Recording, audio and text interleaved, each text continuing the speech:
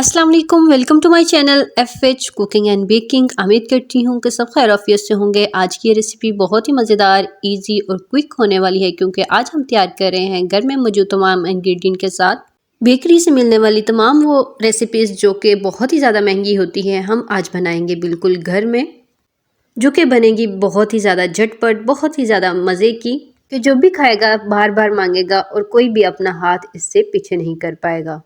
और फर्स्ट ही अटेम्प्ट पे इतनी ज़्यादा ये अच्छी बनेगी कि आप मुझे दुआएं देने बगैर रहेंगे नहीं।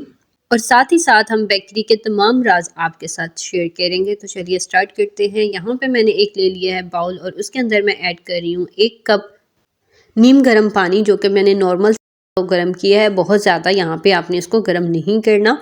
उसके बाद इसके अंदर मैं ऐड कर रही हूँ 1 टीस्पून शुगर और उसके बाद आपने इसको तब तक रखना है जब तक ये इसके अंदर जो हमारे शुगर ऐड की है वो अच्छे से डिज़ोल्व ना हो जाए। उसके बाद इसके अंदर मैं ऐड कर रही हूँ 1 टीस्पून के करीब हम इसके अंदर ऐड कर रहे हैं यीस्ट ऐड करने के बाद इसके अंदर जो हमारे पास गुठलियाँ बन जाती हैं, क्लम्प्स बनना स्टार्ट हो जाते हैं, तो इसलिए आपने स्पून की मदद से इसको अच्छे से मिक्स करते रहना है। जितनी भी इसके अंदर क्लम्प्स होंगे वो आपने अच्छे से स्पून की मदद से आपने पहले ख़त्म करने हैं, ताकि हमारे पास जो भी रेसिपी हम तैयार करेंगे वो बहुत ही ज़्यादा अच्छी हो और परफेक्ट तरीके से रेडी हो जाए। तो ये जो छोटे छोटे स्टेप्स होते हैं, छोटी छोटी टिप्स होती हैं, आप उनको ज़रूर फॉलो किया करें। इससे आप हमारी जो रेसिपीज़ होती हैं वो बहुत ही ज़्यादा अच्छी हो जाती हैं और आपकी जो फर्स्ट अटैम्प्ट पे ही पहली मरतबा बनाने से ही आपकी बिल्कुल बेकरी स्टाइल चीज़ें जो हैं वो रेडी हो जाती हैं।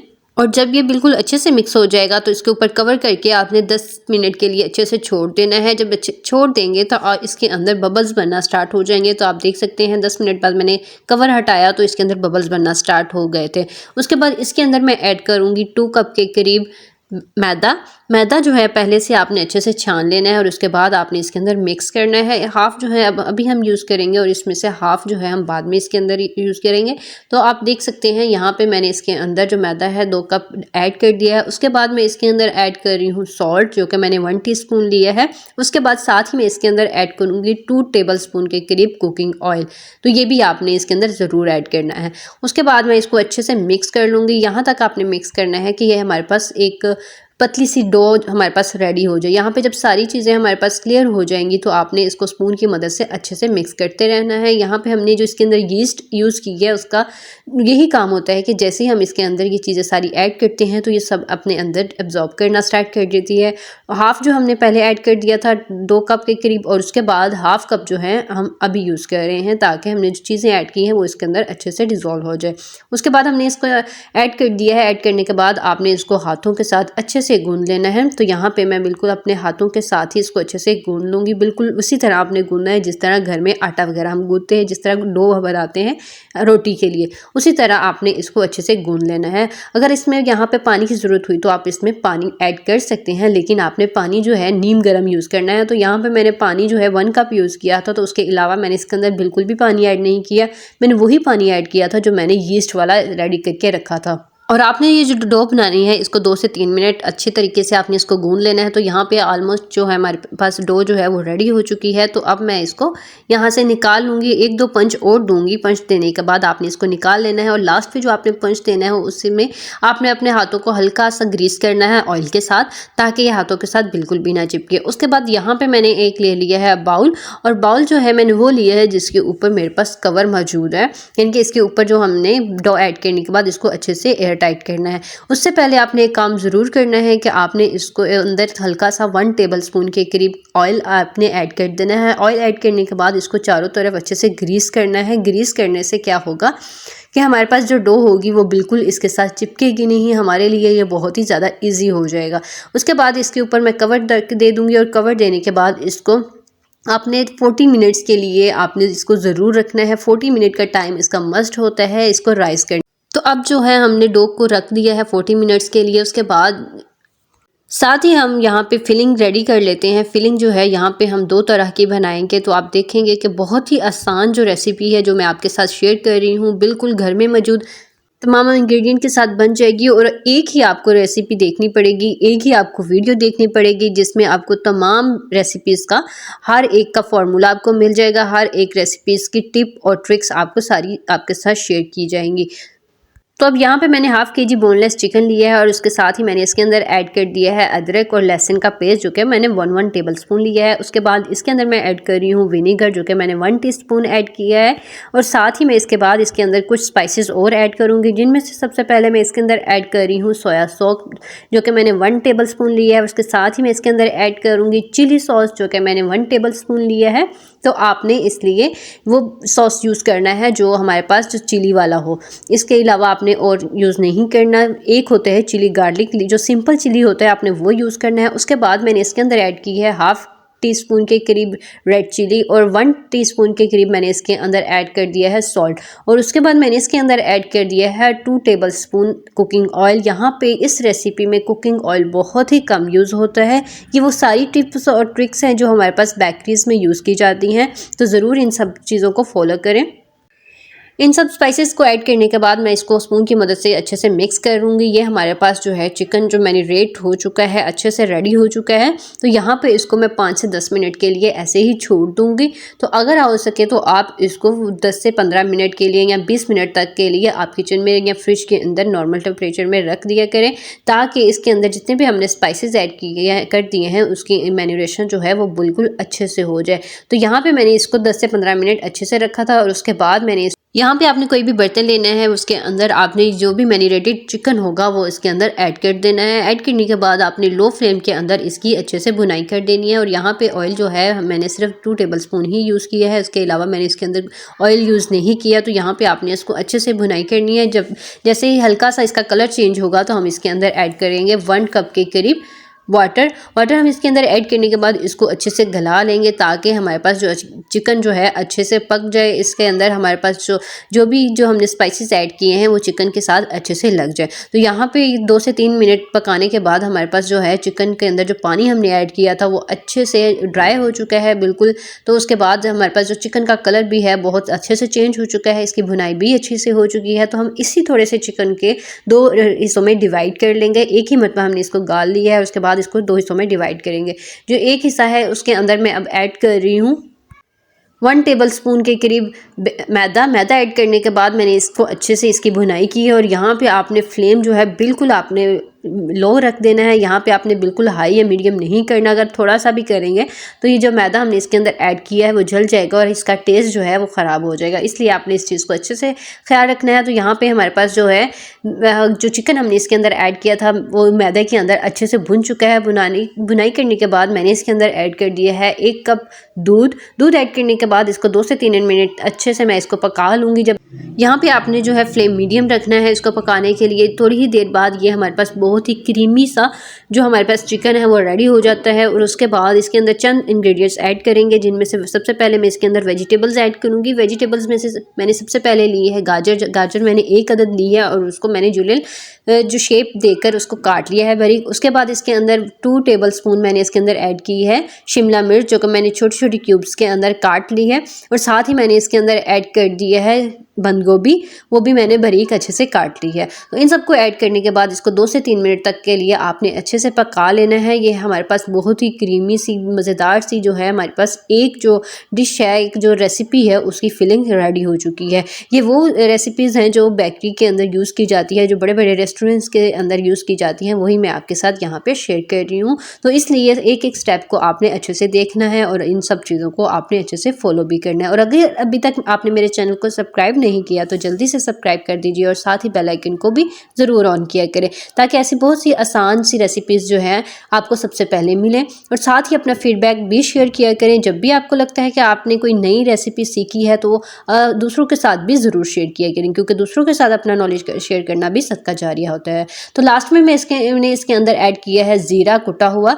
ऐड करने के बाद इसको हल्का सा मैंने मिक्स किया और यहाँ पे आप देख सकते हैं बहुत ही क्रीमी हमारे पास जो चिकन है उसकी फिलिंग हमारे पास रेडी हो चुकी है। इसके अंदर जो हमने क्रंची सी जो वेजिटेबल्स ऐड की है उसको बिल्कुल ज़्यादा नहीं पकाना, इसका हमें हल्का सा क्रंचीपन यूज़ करना है, ताकि हमारे पास जो रेसिपी है वो बहुत ही ज़्यादा लाजवाब बन जाए।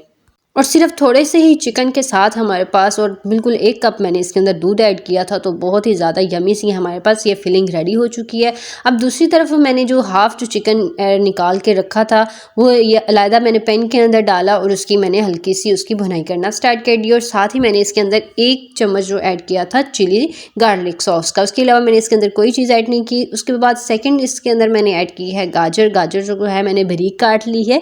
यहाँ पे आपने बड़े साइज़ की नहीं ऐड करनी, यहाँ पे आपने बारीक ही यूज़ करनी है। छोटे छोटे क्यूब्स की शेप में मैंने काटी थी और साथ ही मैंने इसके अंदर शिमला मिर्च ऐड कर दी है 2 टेबलस्पून और साथ ही मैंने बंद गोभी ऐड की है। यहाँ पे आपने वेजिटेबल्स कम यूज़ करनी है क्योंकि इसी रेसिपी में हम लोगों ने फ्रेश रेसिपी जो वेजिटेबल्स है वो भी यूज़ करनी है, तो इसलिए यहाँ पे आपने कम वेजिटेबल्स यूज़ करनी है और इसको हल्का सा रोस्ट करना है, इसको बिल्कुल भी पकाना नहीं है।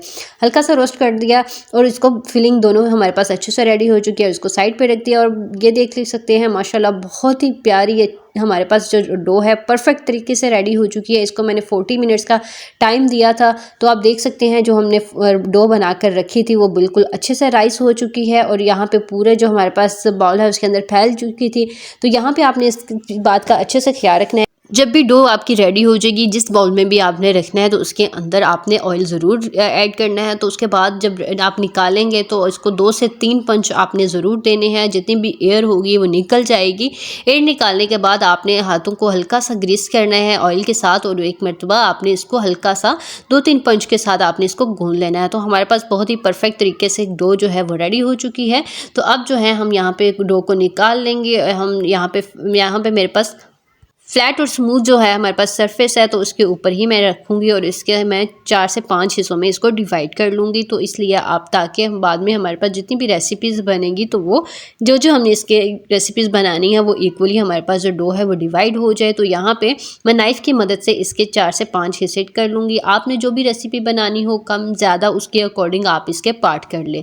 तो यहाँ पर मैंने इसके 4 से 5 पार्ट्स कर लिए हैं और उसके बाद मैं इसकी जो है डिवाइड करूँगी और बाद में इसकी हम रेसिपी बनाना स्टार्ट करेंगे। तो यहाँ पे सबसे पहले मैंने एक डो ली है। डो लेने के बाद इसको राउंड शेप दे दी है।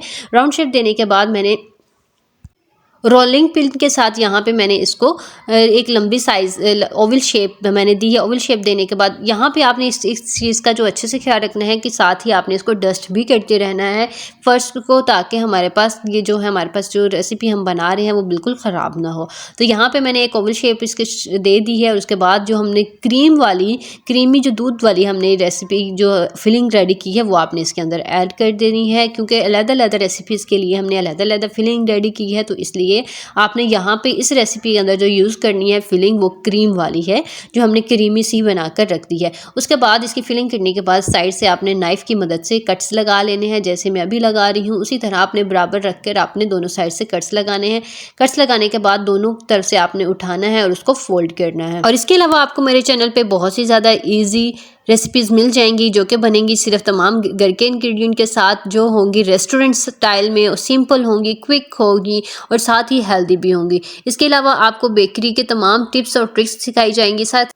और इसके अलावा इंडियन और चाइनीज़ रेसिपीज़ के लिए मेरे चैनल को जल्दी से फॉलो कर लीजिए।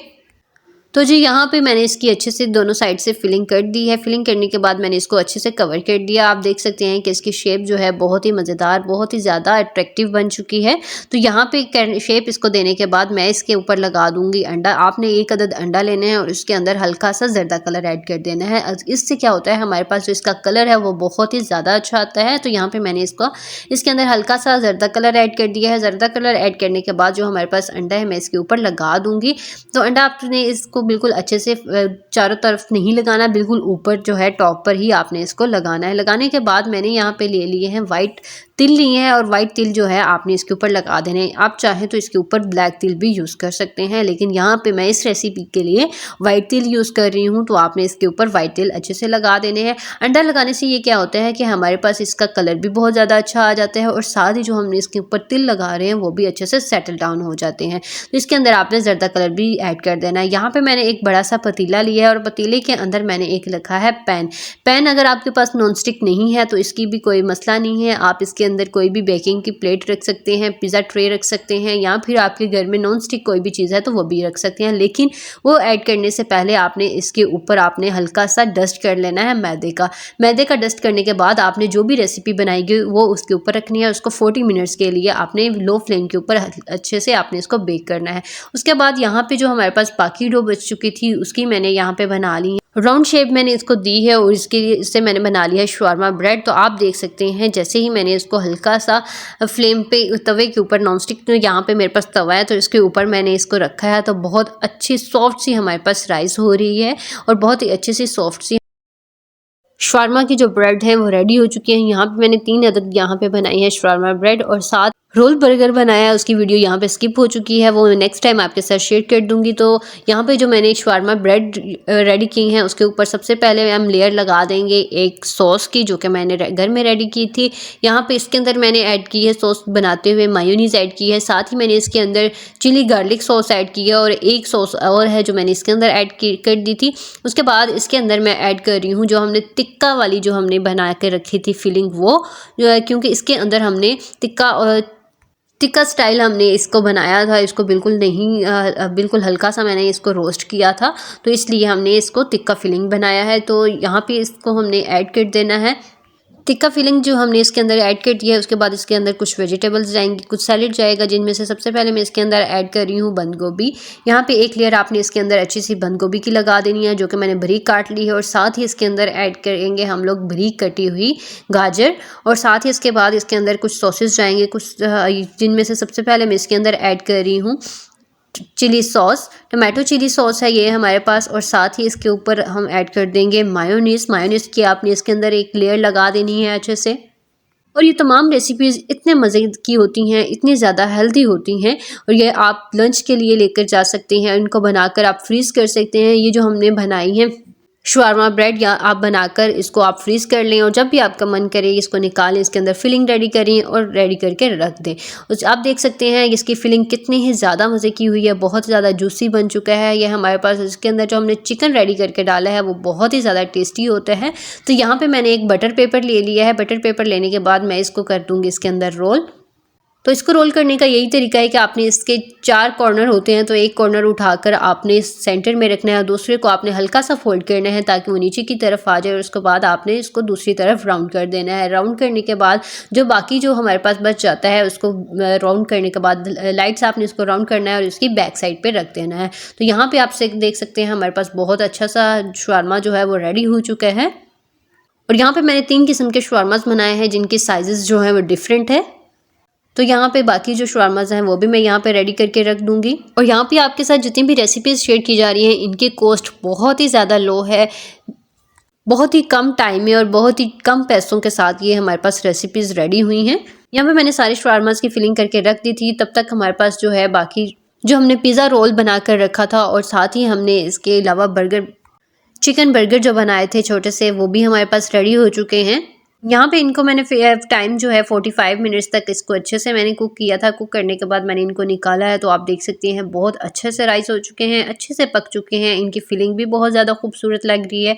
और यहाँ पे हमारे पास जो शवारमाज़ हैं वो भी रेडी हो चुके हैं। जब भी रेसिपीज़ को ट्राई करें तो अपना फीडबैक ज़रूर शेयर किया करें, क्योंकि आपका फीडबैक हमारे लिए बहुत ही ज़रूरी होता है। इसके अलावा सब्सक्राइब का एक क्लिक जो होता है वो हमारे लिए बहुत ही ज़्यादा ज़रूरी होता है, क्योंकि आपका किया हुआ एक क्लिक दूसरे की ज़िंदगी को चेंज कर सकता है। तो इसलिए सब्सक्राइब का बटन ज़रूर प्रेस करके जाइए, और साथ ही वीडियो को लाइक शेयर भी ज़रूर किया करें, और अपना फीडबैक भी ज़रूर शेयर किया करें। और अगली वीडियो तक के लिए अल्लाह हाफिज़, टेक केयर।